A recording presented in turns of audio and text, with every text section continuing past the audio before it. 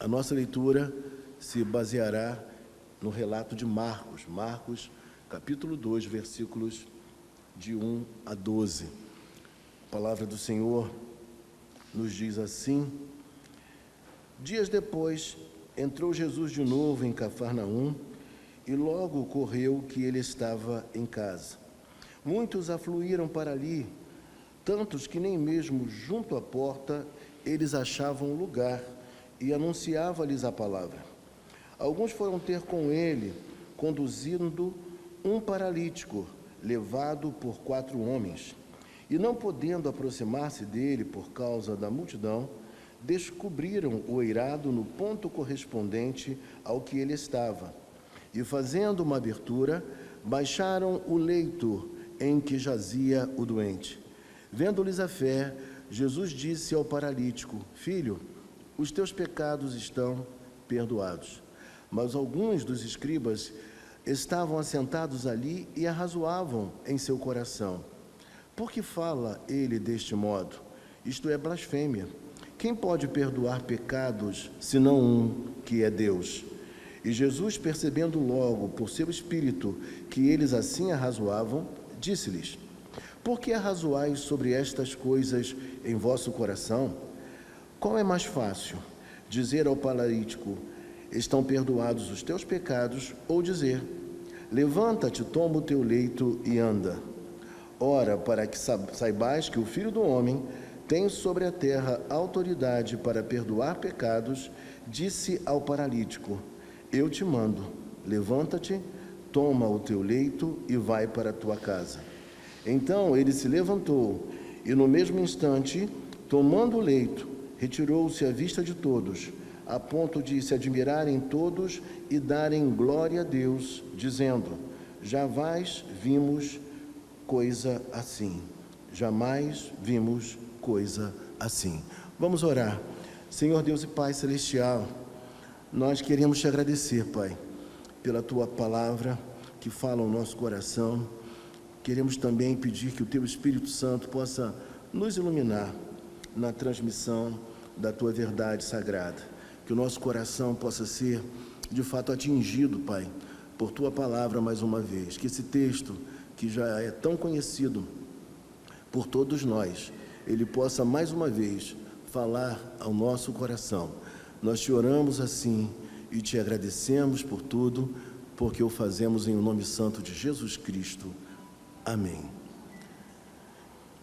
Meus irmãos, Jesus nasceu em Belém. Jesus nasceu em Belém. Jesus cresceu em Nazaré. E em Cafarnaum, neste período aqui, Jesus teve a sua base, teve um importante ministério na cidade de Cafarnaum. Infelizmente, apesar de tantos sinais, maravilhas, milagres que ali aconteceram, o povo de Cafarnaum teve muita dificuldade em aceitar a mensagem e também de reconhecer nele a pessoa do Messias. E é interessante dizer que a fama de Jesus Cristo, ela já corria chão. O que eu quero dizer com isso? Em todas as localidades, Jesus já era conhecido. Os seus milagres, a sua palavra, tudo aquilo que ele proferia, ele já era conhecido de todos. E quando o povo toma conhecimento de que ele estaria retornando para Cafarnaum, e o texto fala que ele estava em casa. E aqui alguns dizem que ele estava em sua própria casa, outros entendem que ele estava na casa de Pedro. Mas quando todos tomam conhecimento que ele ali estava, todos acorrem àquele lugar. E o que é mais interessante dizer para vocês neste momento é que eles acorreram ali não com o desejo de conhecer profundamente Jesus, com o coração aberto, mas a intenção deles era uma intenção utilitária, era uma intenção de buscar em Jesus a cura, era uma curiosidade de ver os milagres, de ver como ele era, o que ele iria fazer. Era assim que a coisa acontecia. Também é interessante dizer que aparece na cena os saduceus, que eram, vamos dizer assim, os teólogos da época.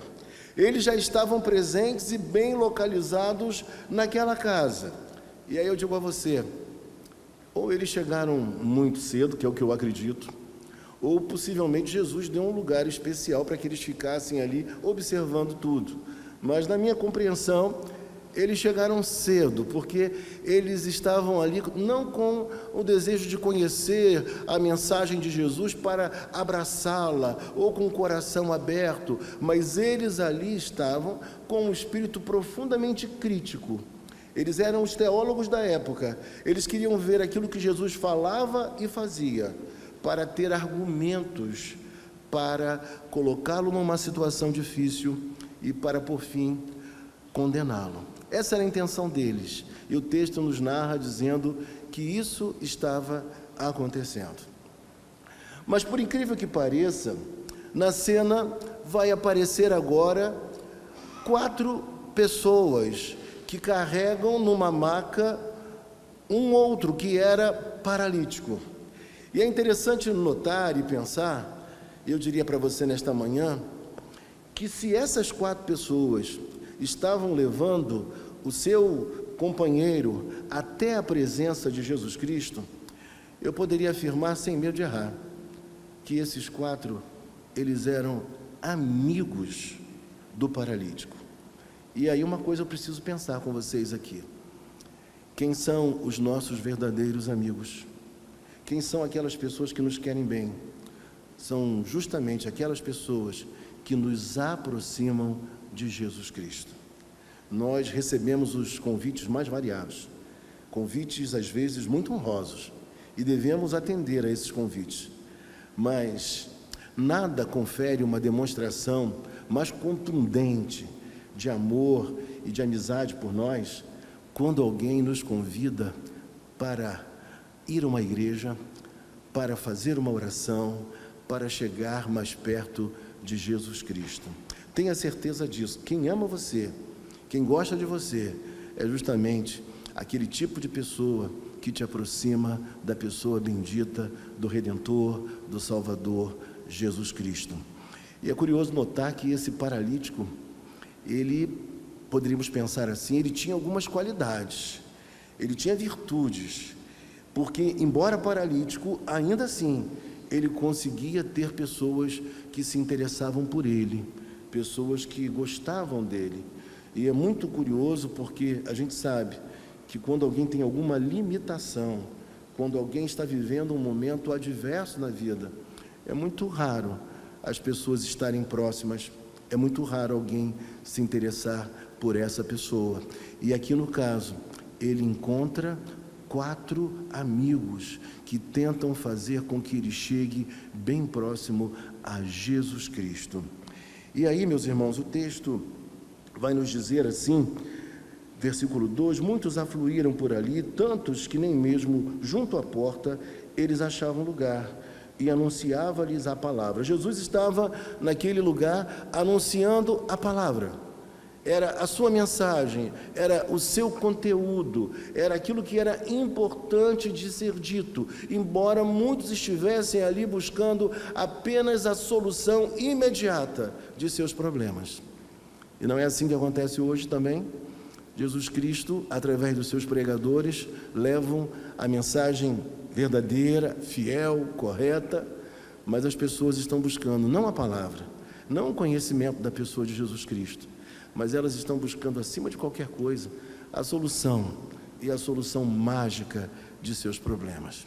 E quando elas têm esse objetivo, elas acabam sendo muito facilmente manipuladas por líderes religiosos que nem sempre têm as melhores intenções. Mas o texto nos diz que alguns foram ter com ele, conduzindo um paralítico, levado por 4 homens, e não podendo aproximar-se dele por causa da multidão. E aqui eu queria que você pensasse comigo uma coisa. Não raras vezes na Bíblia, multidão significa tudo aquilo que se interpõe entre nós e Jesus Cristo. seja a pessoa, seja a situação. Multidão sempre é algo ou alguém que se interpõe entre nós e Jesus Cristo. Lembra-se, por exemplo, de Zaqueu? Zaqueu queria ver Jesus, mas havia uma multidão. E por ele ser de pequena estatura, ele encontrou de forma criativa uma solução. Ele subiu a um sicômoro para que pudesse ver Jesus passar. Multidão sempre é aquilo que se interpõe entre nós e Jesus Cristo. Às vezes, pode ser até mesmo uma pessoa da nossa família. Às vezes pode ser um amigo nosso. Às vezes pode ser um parente. Às vezes pode ser o marido. Às vezes pode ser a mulher. Às vezes pode ser os amigos da faculdade, do colégio, do emprego. As pessoas da sociedade. O que elas vão dizer quando souberem que eu agora sou crente? O que elas vão pensar quando souberem que eu agora, todos os domingos, estou à igreja? Eu estou na igreja, que eu leio a Bíblia, que eu oro. Isso vai causar uma grande estranheza. E talvez algumas pessoas comecem a me deixar meio que segregada ou segregado. Então, havia uma multidão. E uma multidão é tudo aquilo que atrapalha que nós nos acheguemos mais perto de Jesus Cristo. Talvez você esteja lembrando de alguma estrutura, algum tipo de pessoa que por vezes atrapalha um pouco a sua devocionalidade, a sua chegada mais próxima à pessoa de Jesus Cristo. Mas é interessante dizer, veja comigo no versículo de número 4, descobriram o eirado no ponto correspondente em que ele estava, fazendo uma abertura, baixaram o leito em que jazia o doente. Repare comigo a cena. Aquelas casas na Palestina, elas possuíam uma escada lateral que conduzia ao terraço. E assim eles fazem, vão até o terraço e ali tiram, podemos dizer na nossa linguagem para facilitar, tiram algumas telhas, embora na ocasião não fossem bem telhas como nós entendemos hoje, mas eles abrem um espaço no telhado para ali descer o paralítico. E aí eu queria que você pensasse alguma coisa comigo aqui. Algumas coisas. A primeira delas, esses amigos poderiam dizer assim: as portas estão abarrotadas, o salão está cheio, não há como nós levarmos você até Jesus Cristo. Vamos fazer isso em outro dia, quem sabe, numa próxima oportunidade, nós faremos isso. Mas eles agiram assim? Fizeram assim? De maneira alguma. O que eles fizeram? Eles usaram de muita criatividade para fazer com que aquele homem paralítico pudesse chegar à pessoa de Jesus Cristo. E aí eu digo a você, o que nós temos feito de maneira criativa para que as pessoas possam se achegar a Jesus Cristo? O que a gente tem elaborado, criado, idealizado, planejado para que as pessoas cheguem a Jesus Cristo? Ou será que a gente está pensando que, como os hipercalvinistas, acreditando que Deus vai salvar quem Ele quiser salvar e Ele mesmo vai agir, e nós não temos nenhuma participação nisso?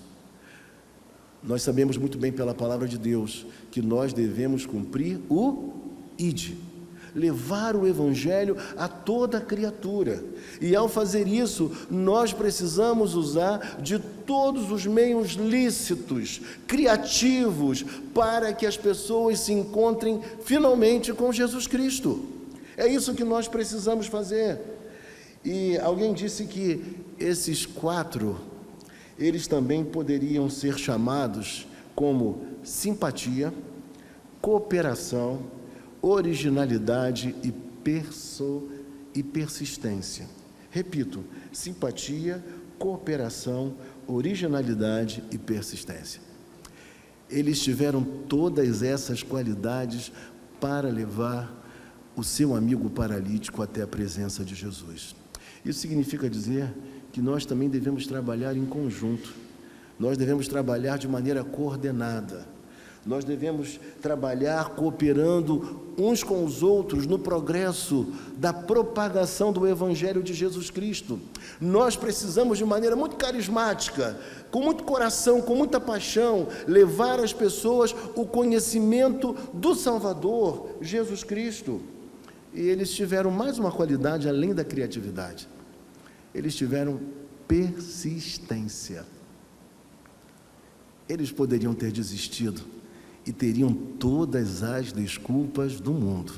E eu pergunto a você nesta manhã: você tem persistido?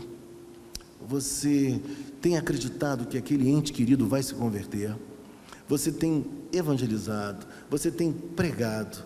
Você tem de fato se empenhado ao máximo para trazer essas pessoas queridas aos pés de Jesus Cristo? É a pergunta que eu faço a vocês nesta manhã. E aí, quando a gente olha para o texto fala que eles conseguiram finalmente a realização daquele intento e daquele profundo desejo. Versículo 5: vendo-lhes a fé, Jesus disse ao paralítico: filho, os teus pecados estão perdoados. Agora, vamos fazer uma conjectura aqui, meus irmãos. Imagine você, qual não foi a surpresa daqueles 4 amigos ao verem que Jesus não curou inicialmente ao paralítico, mas Jesus diz que os seus pecados estão perdoados. Talvez eles tenham pensado assim: veja só, preste atenção, espera aí, Jesus, nós viemos aqui em busca de cura. Nós queríamos ver esse amigo curado. O problema aqui não é pecado, o problema aqui é cura. Nós precisamos vê-lo outra vez caminhando, curado, saudável, andando por aí. E conta a história que existe uma escritora, pintora, palestrante, uma irmã em Cristo, chamada Joni Eareckson Tada. Essa mulher ficou paraplégica. Essa mulher, ela não desistiu da vida por conta da enfermidade, do problema, mas ela ainda hoje proclama o Evangelho de Jesus Cristo, a fé que ela tem, a crença que ela tem que Jesus Cristo fez em sua vida aquilo que era mais importante. Jesus Cristo não trouxe a cura física, mas Jesus Cristo trouxe a cura para a sua alma. Jesus Cristo trouxe o perdão de pecados. Jesus Cristo trouxe a ela a salvação.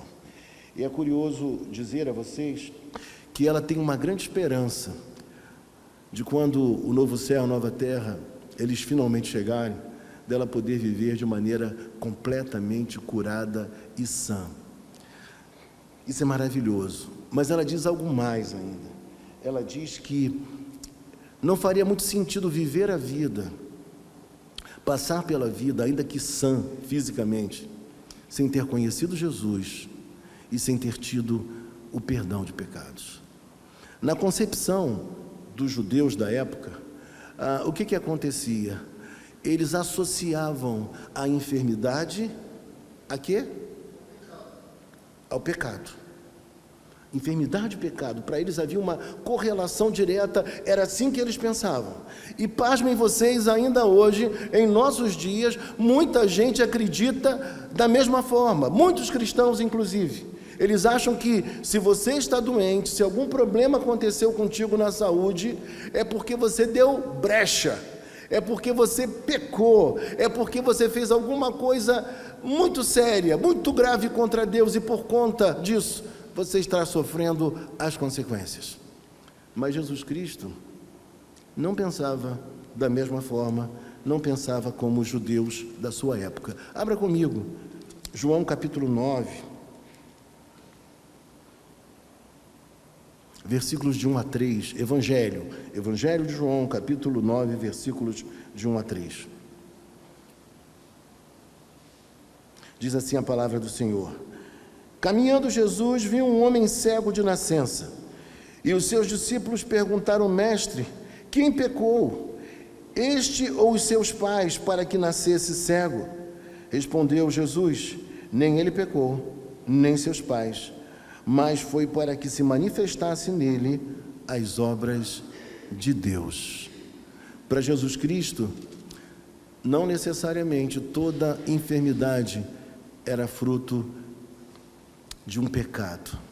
Essa era uma ideia equivocada que estava na mente dos religiosos da época de Jesus, infelizmente. Também continua na cabeça de muitos religiosos dos nossos dias. E aí, meus irmãos, voltando ao capítulo 2 de Marcos, nós lemos que Jesus diz que os seus pecados estão perdoados. Mas aqui tem uma coisa interessante.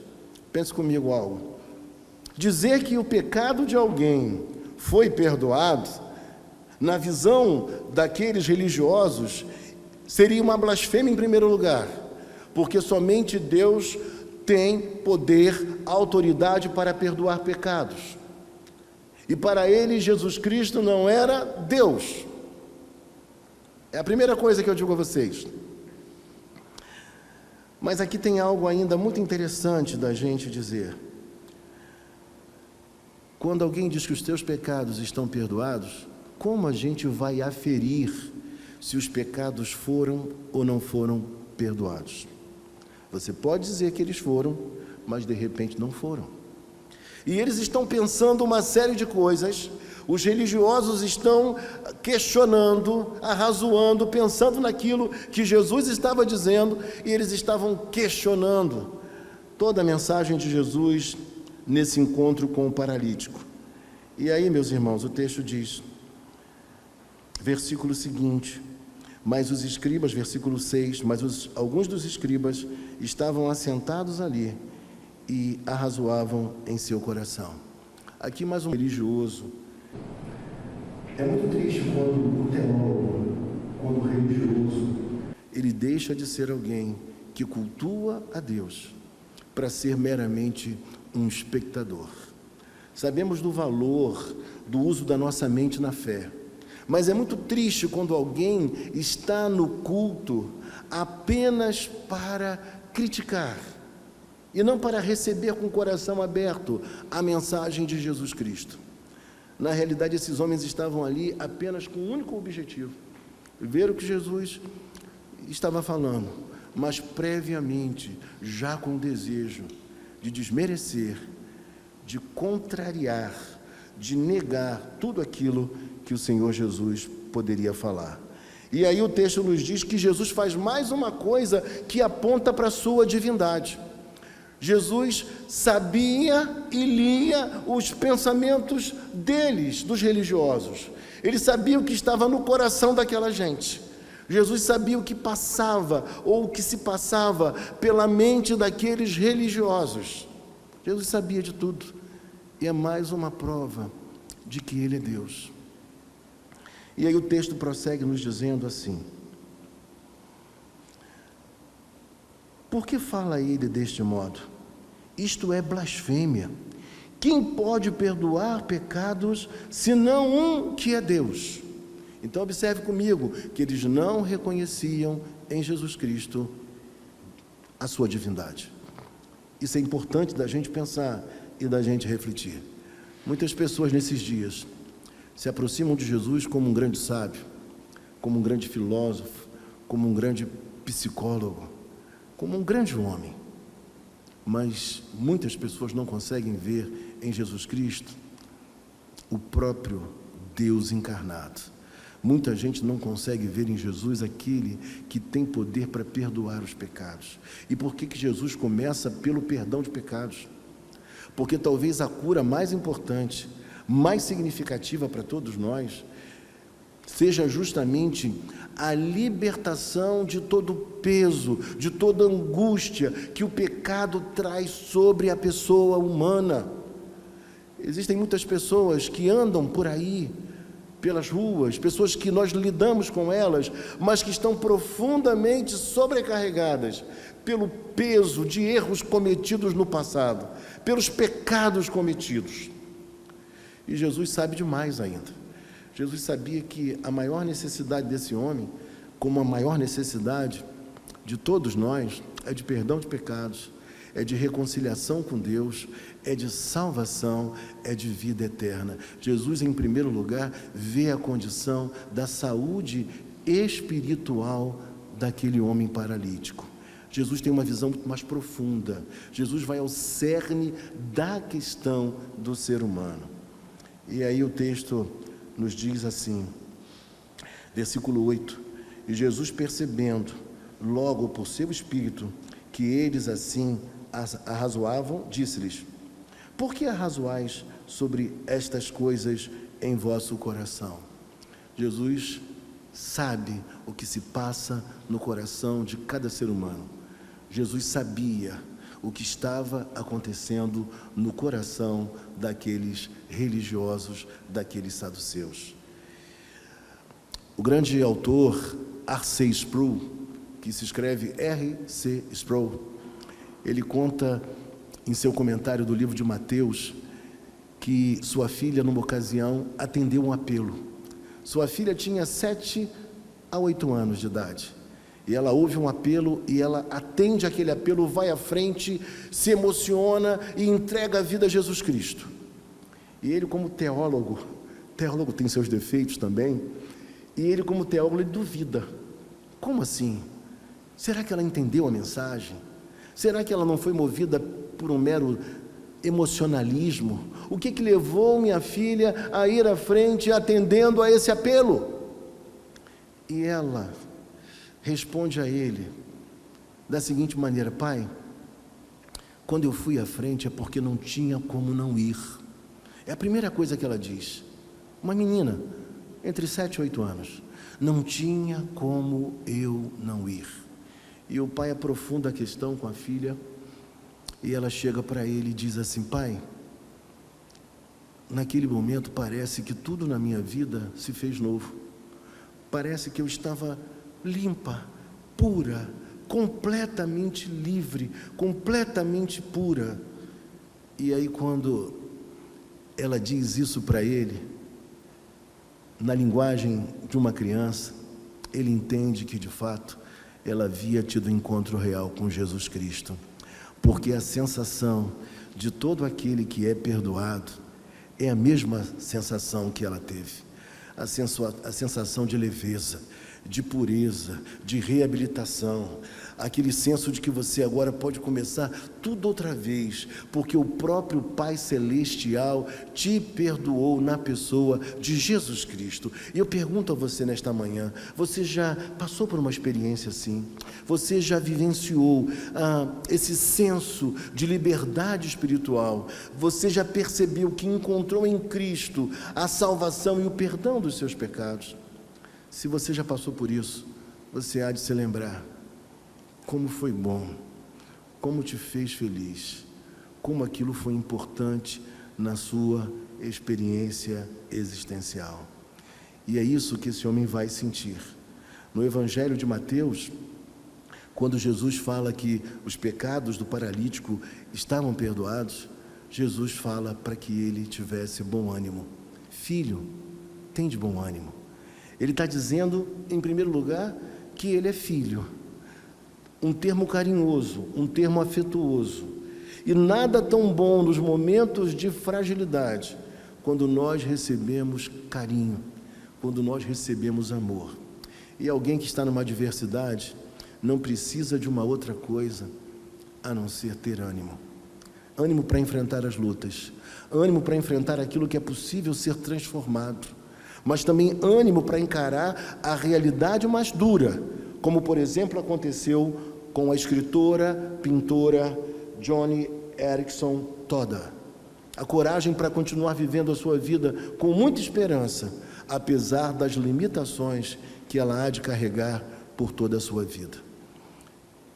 Parece forte, parece profundo ao nosso coração e desafiador, mas Jesus, quando nos contempla, Ele contempla o nosso ser inteiro, Ele contempla o que vai dentro do nosso coração, e Ele tem um profundo poder e autoridade para fazer aquilo que muitos religiosos não acreditam. Ele tem poder para perdoar os nossos pecados, Ele tem autoridade para nos fazer novos outra vez. E é curioso notar que são os religiosos que deveriam acreditar na vida nova, na novidade de vida, no novo nascimento, são eles mesmos que não querem acreditar que Jesus Cristo tem esse poder maravilhoso. E aí, olhando para a Bíblia, o texto nos diz assim, versículo de número 9, qual é mais fácil, dizer ao paralítico, estão perdoados os teus pecados, ou dizer, levanta-te, toma o teu leito e anda? Eu pergunto a você, o que é mais fácil dizer? Os teus pecados estão perdoados? Ou dizer ao paralítico, toma o teu leito e anda? O que é? O que você pensa? Quem pensa que é mais fácil dizer estão perdoados os teus pecados? Quem pensa? Exatamente. Eu também penso dessa mesma maneira. Porque a gente não tem como aferir, a gente não tem como saber exatamente. Mas, uma vez que Jesus Cristo diz que perdoaria os pecados do paralítico, uma vez que Jesus Cristo foi capaz de ler o que estava no coração daquelas pessoas, dos saduceus, Jesus Cristo dá agora uma prova cabal de que Ele é Deus. O texto fala que Ele diz àquele paralítico que ele deveria tomar o seu leito, andar e voltar de volta à sua vida comum. Você imagina o impacto disso? Imagina alguém sendo curado, alguém que a gente conhece, porque todos se conheciam, todos sabiam da realidade uma das outras pessoas, e você perceber que alguém que estava profundamente enfermo, agora está completamente curado e reabilitado. Não tinha uma outra solução, não havia uma outra conclusão a não ser reconhecer que aquele mestre, ele era Deus. E com isso, o coração dos religiosos não ficaria o quê? Feliz. Não ficaria contente, de maneira alguma. Porque, por vezes, a religião, ela é mais importante do que propriamente a espiritualidade ensinada por Jesus Cristo. E eu fico pensando, às vezes, em tanta gente chata por aí. Eu fico vendo pastores discutindo na internet, tanta coisa. Às vezes, fazendo críticas acertadas, porque as heresias são muito grandes nesse tempo. Mas também tem um outro tipo de líder religioso, que toda hora parece que faz uma crítica ao que os outros estão dizendo ou fazendo. Parece que é uma perseguição tremenda, uma coisa que chega a ser demasiada, sempre apontando o erro de um pregador, o erro do outro pregador, em busca apenas de heresias. Parece que são caçadores de heresias. Gente chata, gente que tudo vê defeito.